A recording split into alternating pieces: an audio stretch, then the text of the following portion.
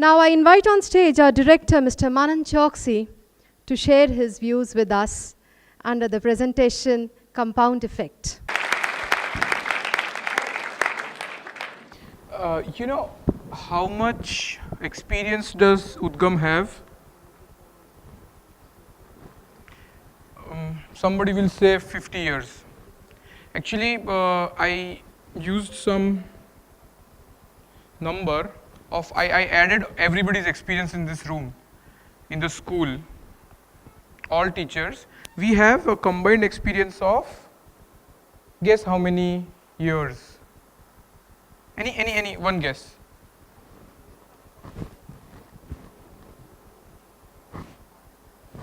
Any one guess?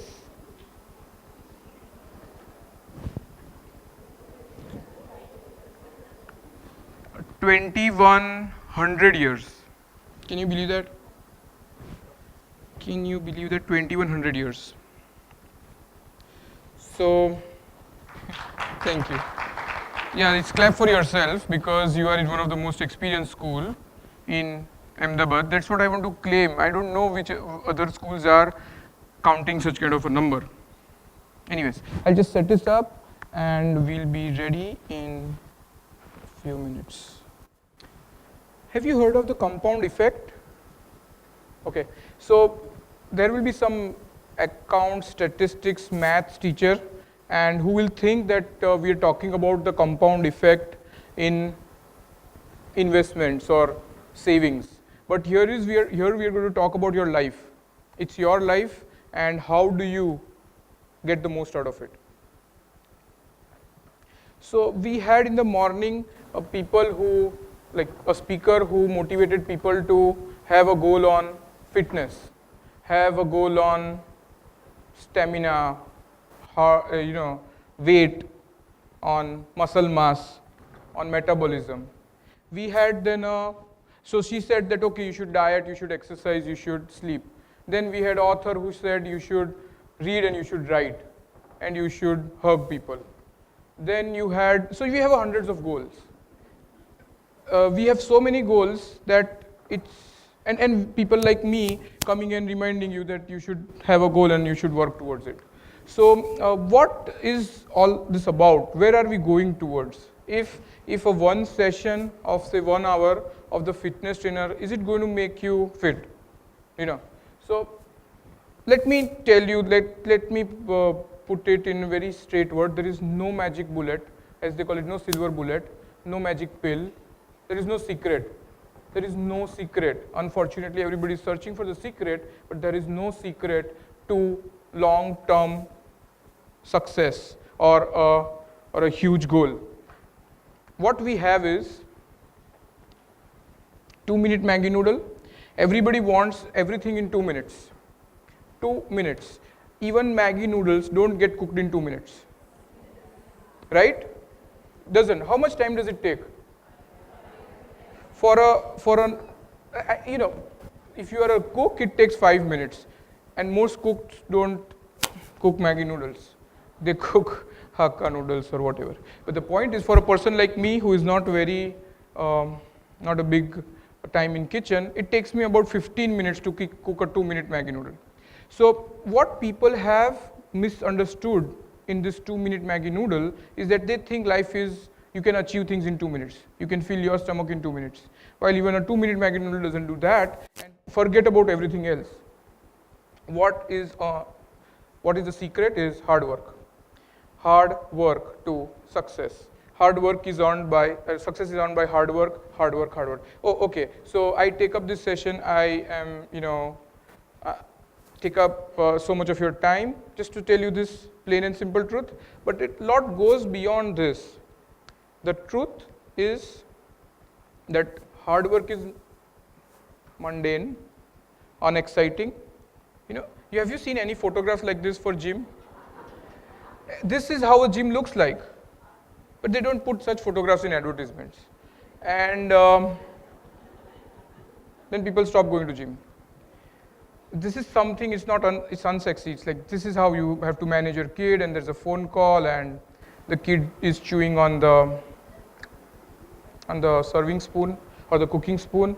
it is laborious. Yes, we have computers to make these files go, it looks less, but it weighs almost the same. It's quite frustrating. It's defeating. This is what is hard work. I was happy when somebody asked Sapna is that how do you keep the motivation level up? And that was very interesting that everybody knew that the problem is not that we don't know what to do. The problem is that we should be doing it actually. So stop looking for quick fix for success, happiness and wealth. Stop looking for a quick fix. Success is earned one day at a time. One day at a time. Success is earned. And the worst part is you cannot even, success once you earn, you cannot keep it. It's not our ownership. It's a rented thing. So it's one day at a time, one step at a time. You take one small step towards success at a time. You take one decision at a time and one lesson at a time.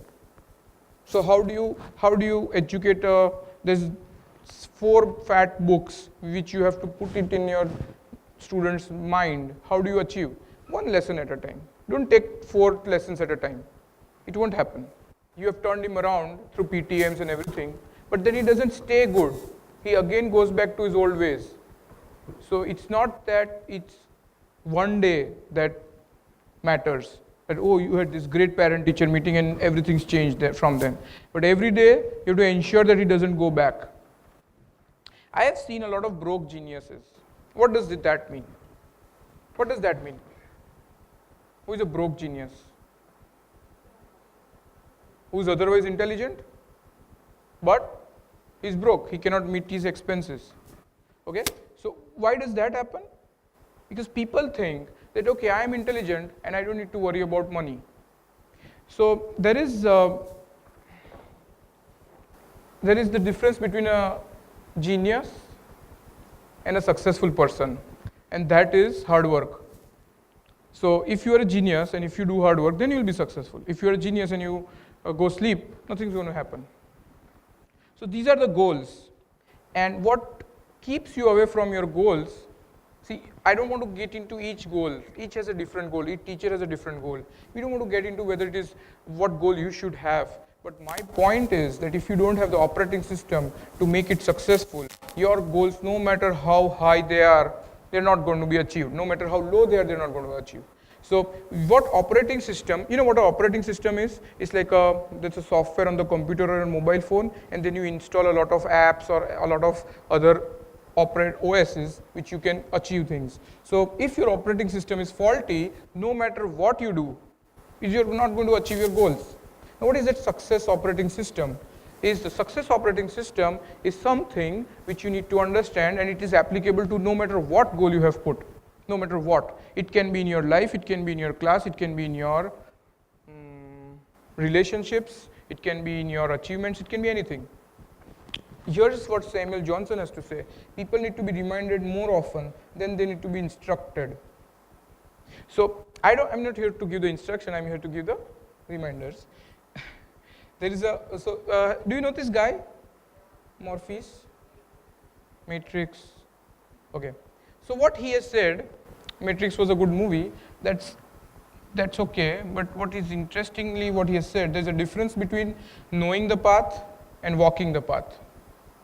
And this difference, the day you will understand, you will not need anybody to instruct you anything. It's the secret, that's the secret what you need to know, that there's a difference between knowing the path and walking the path. Everything else is open book, it's available everywhere. Thanks to internet, if you don't know anything, you can go and Google it. Okay, so doctors. So when anybody has an heart attack at a young age, they blame it on these 4 reasons. Either they are overweight, either they are smoking, they are not fit, or they are stressed out. So there is a question, are doctors fit? Anybody who is a doctor here, like medical doctor, anybody here? Okay, so we can talk anything about them.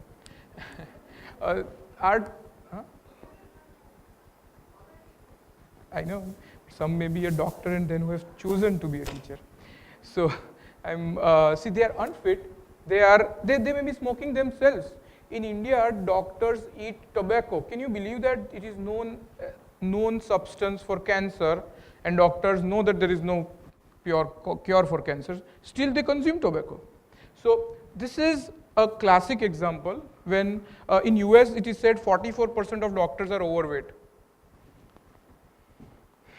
44% of the doctors are overweight in US. In India, unfortunately, we don't have the data for, but I'm sure that at least 10% of the doctors would be consuming tobacco, other 10% would be overweight at least, and there will be other 10% who are generally unfit. Now, if they say that a heart attack at a young age has one of those factors, why don't they eliminate the factor themselves? So here is a baby, and it's cute. And when we all were born, we were like this. You know, not exactly like this, but we were we were innocent, we were happy, and we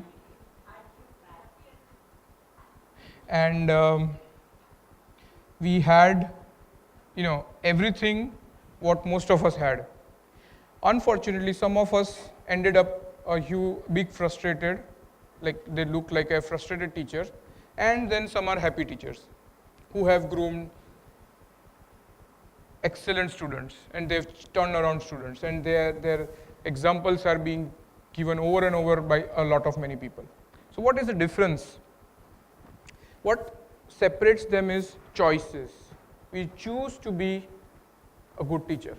What separates is everyday choices which you take, whether I go on time in my class, whether I go to school before time. These choices are number one thing which sets you apart from your goals. What choices? What choices? So here I have a shark, elephant, and a mosquito. Give me an honest opinion. Who is afraid of the shark? All. Who is afraid of the elephant? And who is afraid of the mosquito? Okay, good. We are in Ahmedabad. Don't worry about the sharks. We don't have sea. Sharks on an average kill 65 people annually. Elephants on an average kill 250 people annually, and most is in Indonesia and Thailand because they have so many elephants. Mosquitoes, however, kill 12 lakh people annually, be it malaria, dengue, chikungunya, whatever. They kill people. So what we need to be afraid of? Mosquitoes. We need to be really afraid of mosquitoes. I am a big fan of Bill Gates' drive against mosquitoes because I know that the developing world is developing because it is still struggling with mosquitoes. So once we understand the magnitude of the problem, then the size doesn't matter or the teeth don't matter. There is no movie called Jaws for mosquitoes when actually mosquitoes kill more people. So small things in life matter a lot. Mosquitoes matter a lot. Remember, whenever you see a mosquito, always relate it to what is such a small thing which results to success in your life. Success is not a result of heroic feats or grand acts of bravery. Have you seen this movie? Okay. What happened in the end? So we all died. They died a heroic death.